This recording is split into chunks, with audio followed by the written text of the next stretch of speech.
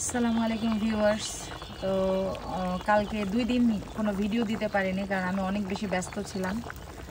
তো এখন হচ্ছে একটু দেশি মুরগির ঝোল রান্না করতেছি। আর এই যে দেখেন, এখানে আলু ভেজে রাখছে আমার মামি, আর আমি এখানে দেশি মুরগির ঝোল দিয়ে দিছি, রসুন দিছি, গোটা গোটা রসুন।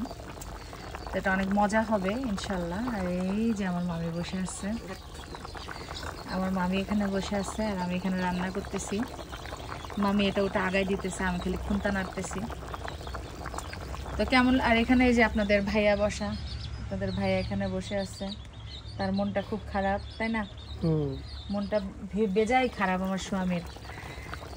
যাই হোক, কেমন লাগতেছে দেশি মুরগির ঝোলটা অবশ্যই কমেন্ট করে জানাবেন। তো 2 দিন ব্লগ শেয়ার করতে পারিনি, অনেক ব্যস্ত ছিলাম, শরীরটা ভালো ছিল না। তো ইনশাআল্লাহ আজকে থেকে পুরো দমে ব্লগ শেয়ার করব। তো সবাই ভালো থাকবেন, সুস্থ থাকবেন। আল্লাহ হাফেজ। আসসালামু আলাইকুম ওয়া রাহমাতুল্লাহি ওয়া বারাকাতুহু।